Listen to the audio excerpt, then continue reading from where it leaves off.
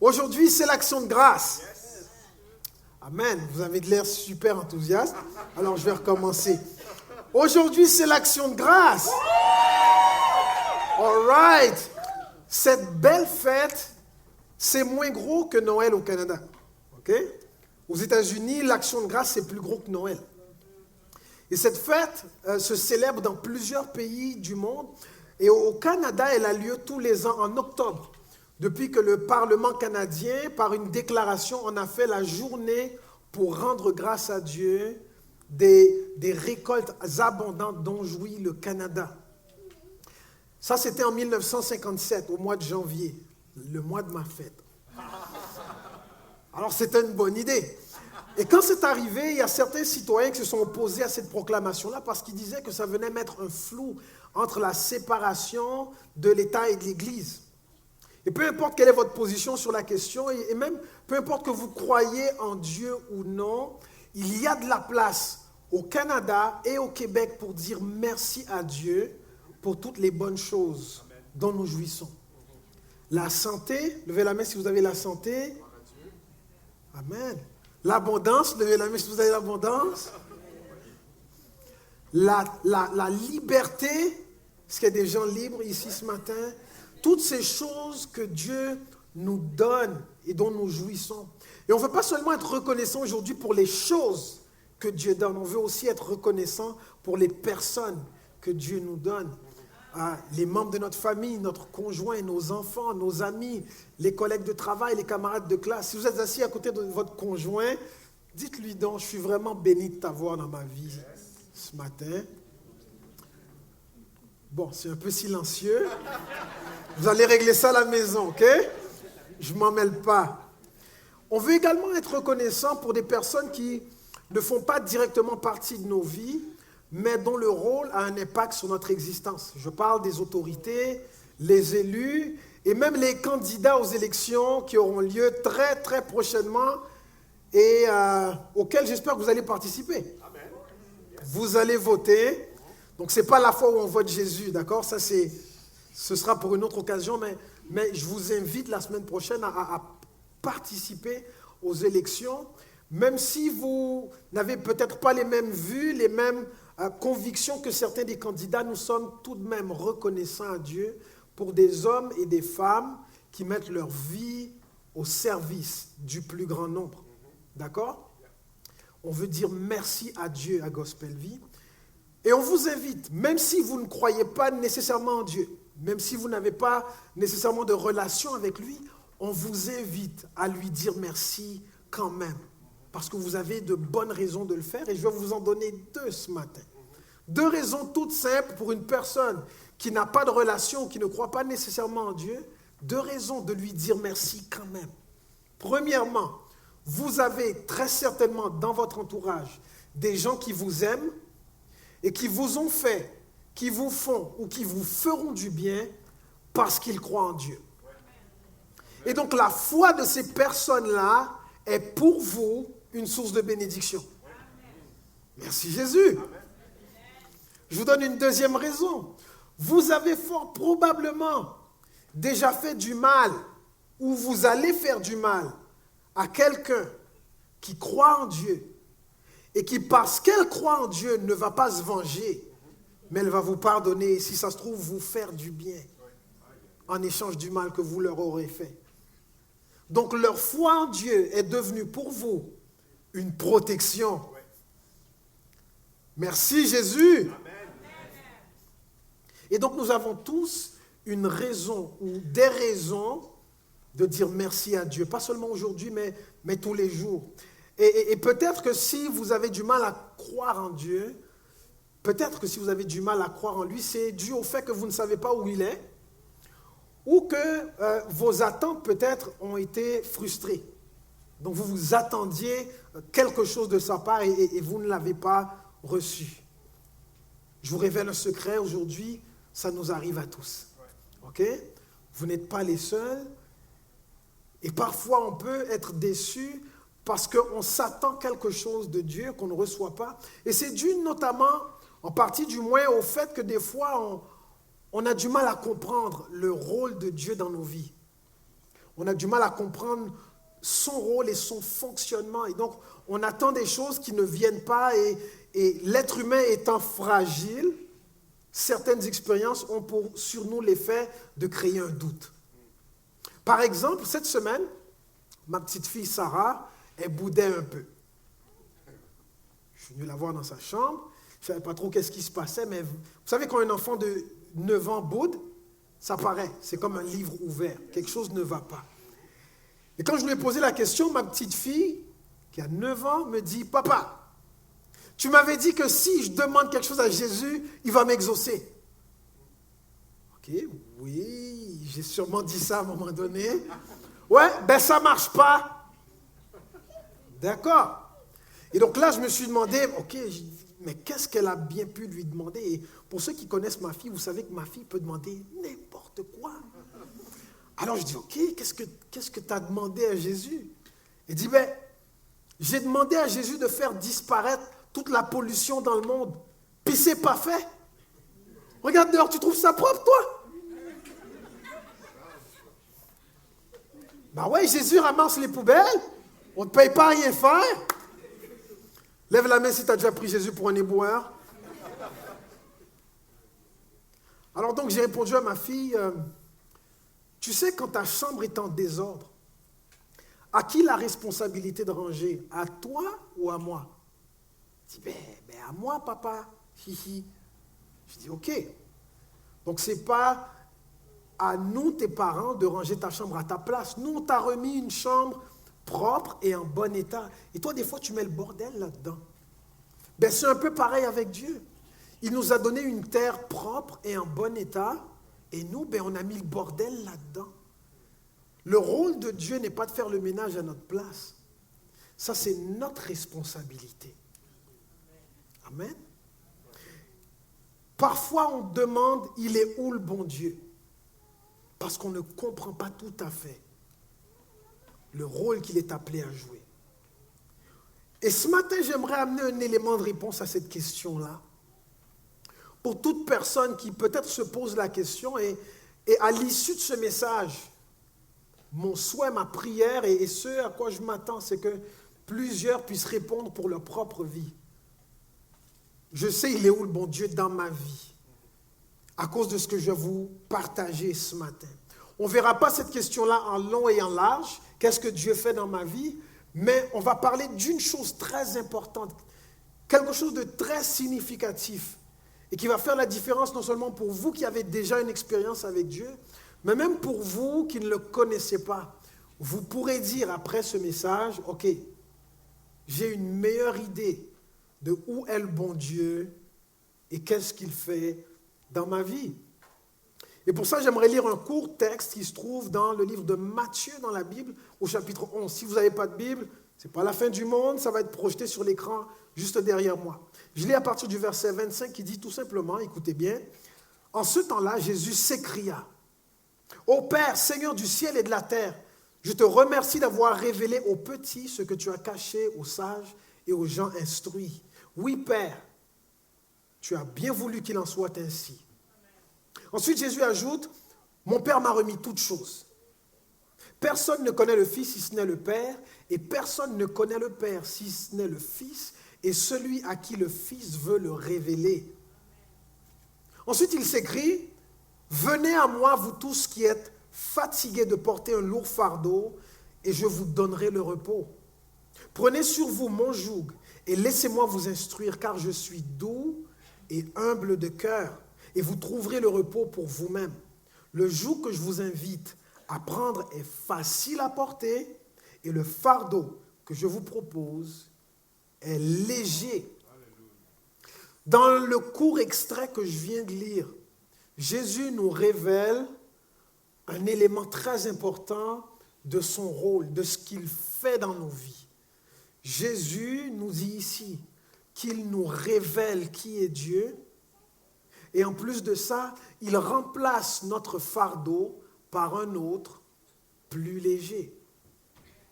Jésus te révèle qui est Dieu, et il remplace ton fardeau par un autre plus léger. Et cette promesse-là, il l'a fait à tous ceux qui s'approchent de lui avec une certaine posture.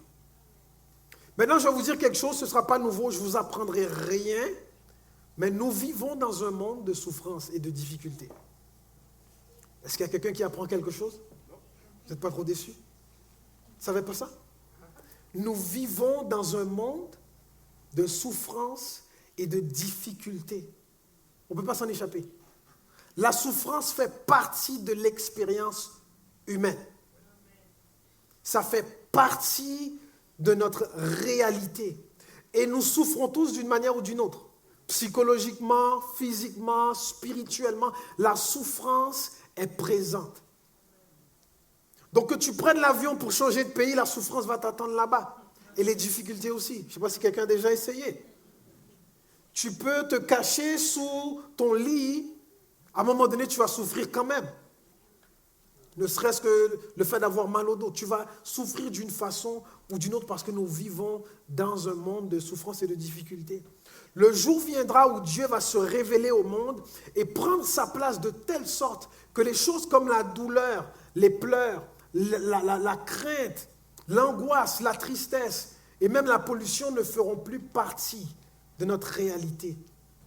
Mais ce jour-là n'est pas encore arrivé et en attendant que ce jour arrive, en attendant que des choses comme la mort, les pleurs, l'angoisse, la tristesse, la douleur n'existent plus, ne fassent plus partie de notre réalité, de notre expérience, en attendant ce jour-là, Jésus nous a promis de remplacer notre fardeau par un autre plus léger, pour nous donner la force d'aller jusqu'au bout. Si vous vous approchez de Jésus avec une certaine posture, la promesse que Dieu nous fait par Jésus, c'est de remplacer votre fardeau par un autre plus léger. Maintenant, j'ignore quel est votre fardeau ce matin. Je ne sais pas ce qui pèse sur vous. J'ignore quelles sont vos angoisses. Qu'est-ce qui vous fait pleurer? Qu'est-ce qui vous fait peur? Qu'est-ce qui vous empêche de dormir la nuit? J'ignore quel secret vous ronge à l'intérieur.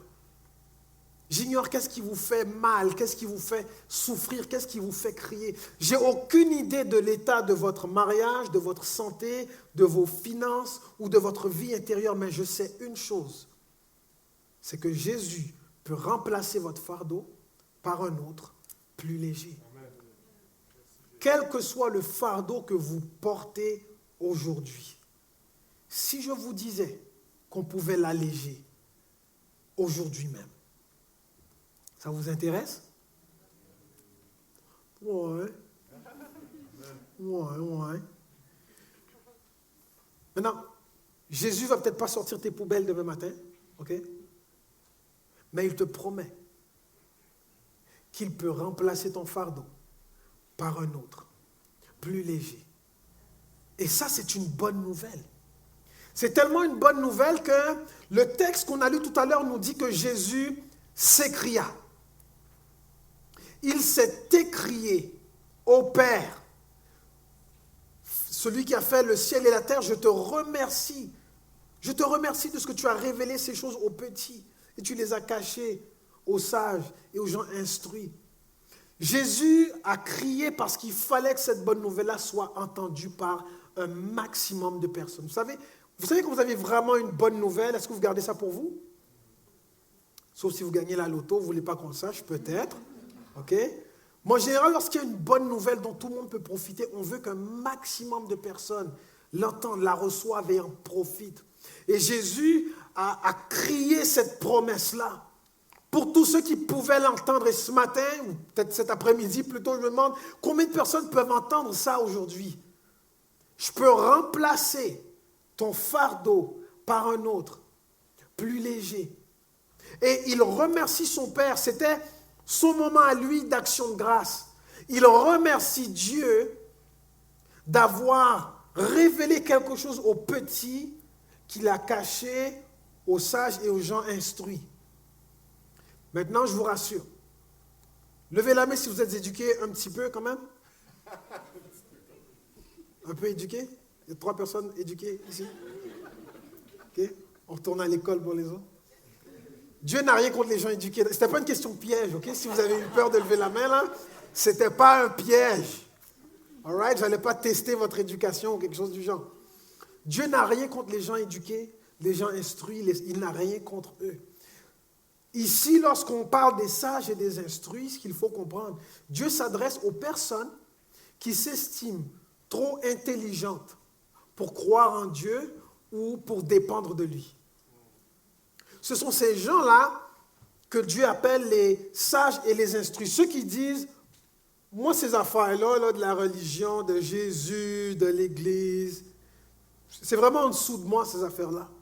Dieu parle aux gens qui s'estiment trop sages, trop instruits, trop intelligents, trop éduqués pour perdre leur temps avec les questions spirituelles, pour perdre leur temps avec Dieu, pour se soumettre à sa volonté, pour s'intéresser à lui. À eux, Dieu dit, bon ben, pourtant vous êtes dans le même bateau que les autres, vous avez les mêmes angoisses que tout le monde, les mêmes misères, les mêmes difficultés, vous avez les mêmes troubles, mais puisque vous estimez que vous êtes trop intelligent pour vous intéresser à moi, alors d'accord, restez dans la noirceur. Et ensuite, il se tourne vers les petits. Les petits, c'est ceux que Dieu appelle les humbles. Les personnes qui savent qu'elles n'ont pas réponse à tout, elles ne sont pas toutes puissantes et qui reconnaissent humblement qu'elles ont besoin de Dieu. Ceux-là, ceux qui se savent petits devant Dieu, petits devant toute la création, ceux qui se savent petits pour ce qui est de la connaissance, à eux, Dieu dit, je vais vous révéler qui je suis. Vous allez me connaître. Vous allez savoir ce à quoi je pense. Qu'est-ce qu'il y a dans mon cœur? Quelle est ma volonté? Comment je vois les choses? Vous allez même me voir face à face un jour. Je vais me révéler à vous. Et je vais vous donner la capacité de communiquer avec moi. Les sages et les instruits qui pensent qu'ils sont au-dessus de moi et au-dessus de l'idée même de Dieu, je vais les laisser dans la noirceur. Et en plus de me révéler à vous, je vais remplacer votre fardeau par un fardeau plus léger. Et on va laisser les autres avec leur gros fardeau écrouler sous le poids jusqu'à ce qu'ils comprennent qu'ils ont besoin de moi et qu'il n'y a personne d'autre comme moi dans tout l'univers. Je vais me révéler à vous et je vais remplacer votre fardeau pour vous rendre capable d'aller jusqu'au bout et de surmonter des épreuves que eux n'arriveront jamais à surmonter. Parce qu'il y a des épreuves qui requièrent que Dieu soit impliqué dans votre vie pour que vous puissiez passer par-dessus. Jésus veut te révéler qui est Dieu, mais de façon personnelle, pas seulement informative. Il veut te révéler qui est le Père. Et il veut remplacer ton fardeau par un fardeau plus léger. Et peut-être que quelqu'un se dit, non, c'est impossible. Ce que je vis là, ce fardeau que je porte là, ça fait des années que je porte ça. C'est lourd, j'ai tout essayé, il n'y a rien à faire. Je ne pense pas que Jésus peut m'aider. Et Jésus, dans ce texte, au verset 27 qu'on a lu, il dit quelque chose de tout simple. Mon Père m'a remis toutes choses. En d'autres mots, il est en train de dire, moi là, j'ai tout pouvoir. Je suis capable de tout faire. Rien n'est impossible à moi. Et donc ton fardeau, je suis capable de le remplacer par un fardeau plus léger. Approche-toi de moi pour voir. Approche-toi de moi et je vais te montrer. Je vais te montrer. J'ai reçu du Père tout pouvoir, même pour soulever ton fardeau sur lequel tu es en train de crouler, de t'écraser. Approche-toi humblement, reconnais ton besoin de Dieu. Je vais te révéler qui il est. Et ton fardeau, je vais l'ôter pour le remplacer par un autre, plus léger. Est-ce qu'il y a quelqu'un qui trouve que c'est lourd des fois? Est-ce Est-ce qu'il y a quelqu'un qui, des fois, se demande, mais quand est-ce que je vais être libéré de ce fardeau-là? Ben, Jésus, il entend le cri de ton cœur. Et il te répond, moi, j'entends, et moi, je suis capable de le remplacer. Je vais remplacer ton fardeau lourd par un fardeau léger. Ok, comment ça, un autre fardeau? Je ne sais pas pour vous, mais quand moi je prie, je ne demande pas à Dieu de me donner un autre fardeau. Est-ce qu'il y a quelqu'un comme moi ici? Qui veut un autre fardeau? Levez la main. Mais lever la main, c'est gratuit. Il n'y a personne qui veut un autre fardeau ici. Tu veux garder ce que tu as? Non plus. Ok, donc si je comprends bien, vous voulez qu'on vous retire votre fardeau, mais vous ne voulez pas qu'on en mette un autre à la place. C'est exactement ça. C'est ça, c'est ce que vous voulez? Vous êtes sûr? Vous êtes sûr? Là, c'est une question piège. Vous êtes sûr? Dieu ne fait pas que prendre. Dieu est aussi celui qui donne. Et quand Dieu te prend quelque chose, il va toujours te donner quelque chose d'autre en échange. Dieu veut faire un échange avec toi. Et non, il ne peut pas se contenter de prendre ton fardeau et s'en aller et te laisser partir.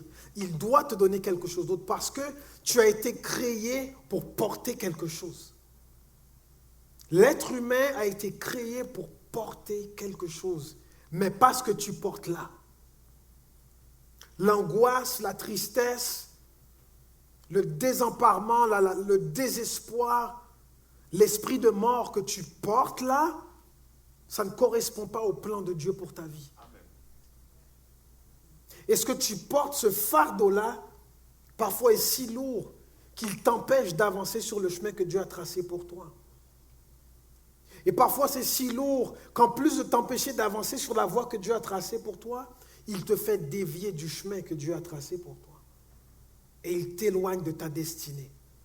Il t'éloigne de ta mission. Il t'éloigne de qui tu es vraiment.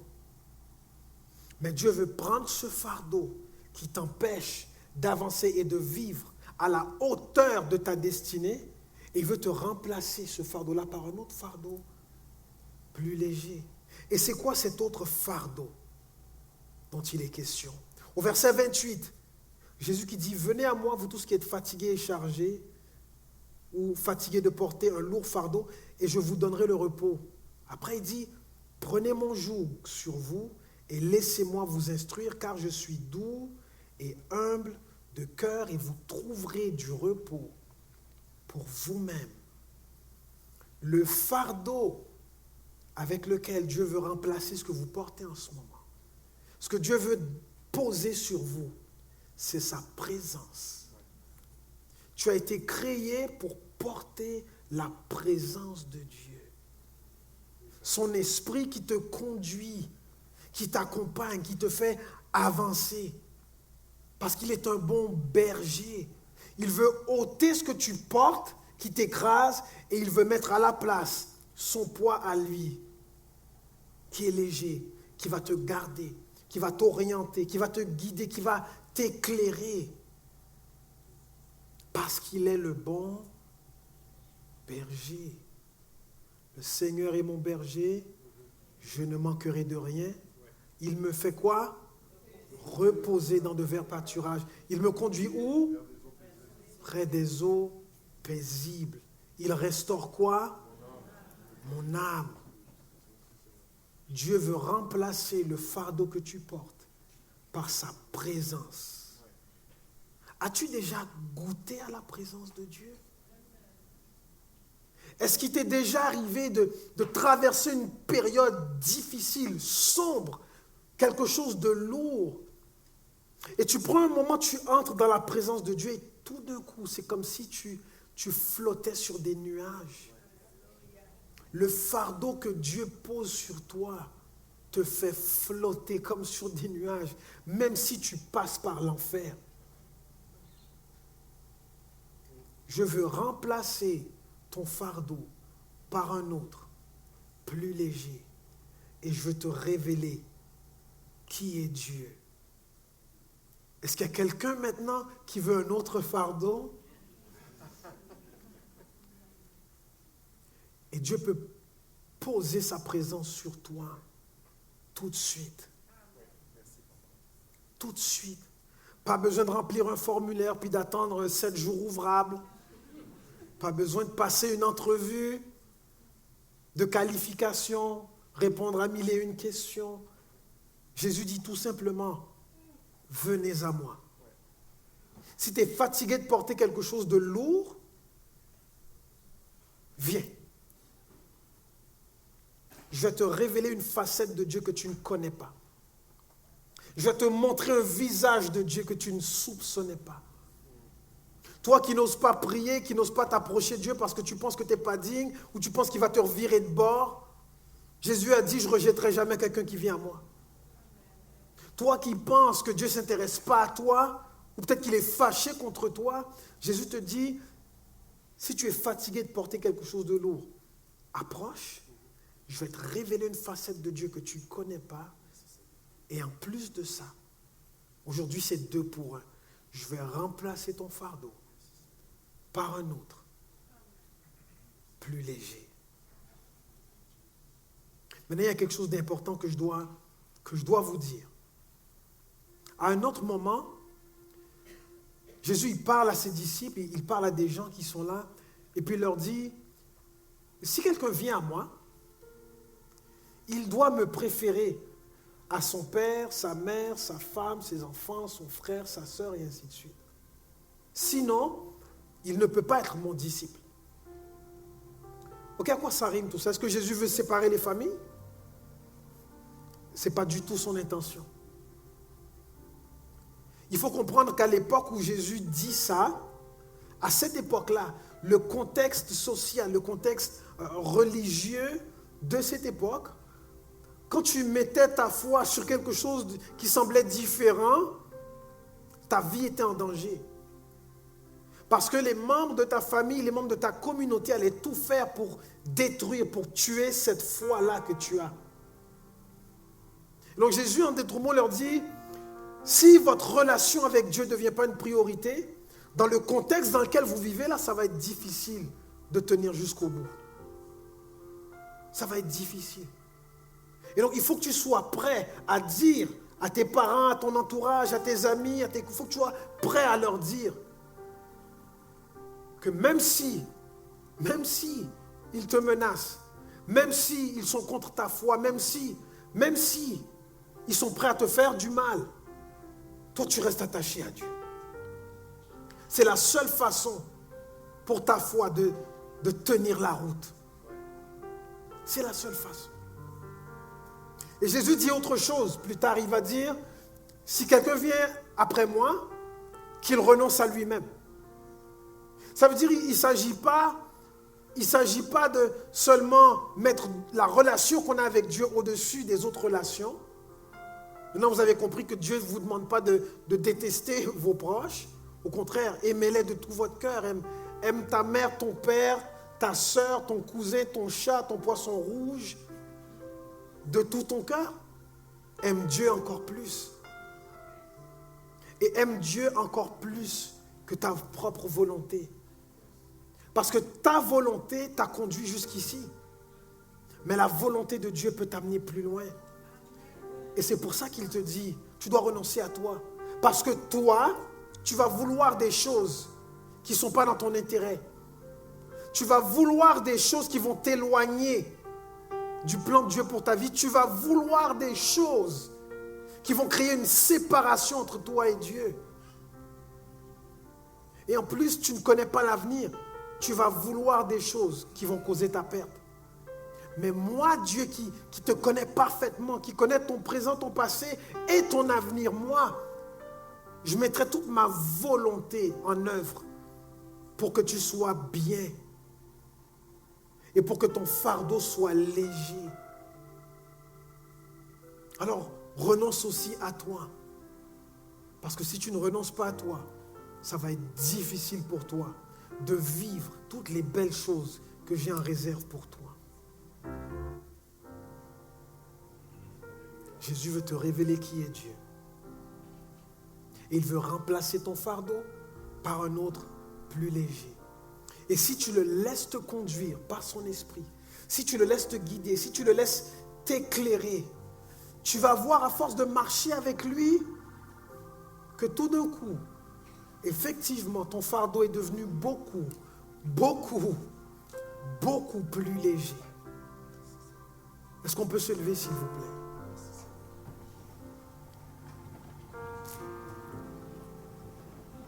Je vais céder la place à l'équipe.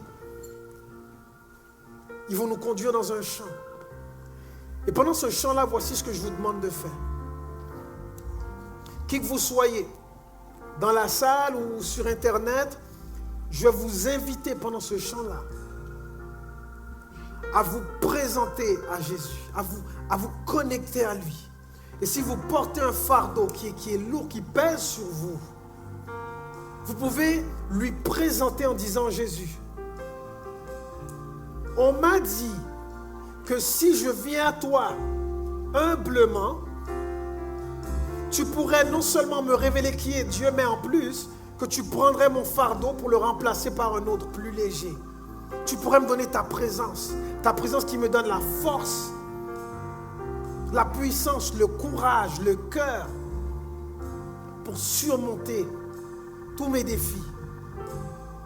Alors je viens à toi maintenant. Présentez-vous et connectez-vous à lui pendant ce chant-là. Et juste après, on va donner à plusieurs, tous ceux qui le souhaitent, l'opportunité de recevoir de la prière, et on va vous communiquer une bénédiction, une grâce divine cet après-midi avec laquelle vous allez repartir et qui va porter des fruits de la bonté de Dieu dans vos vies.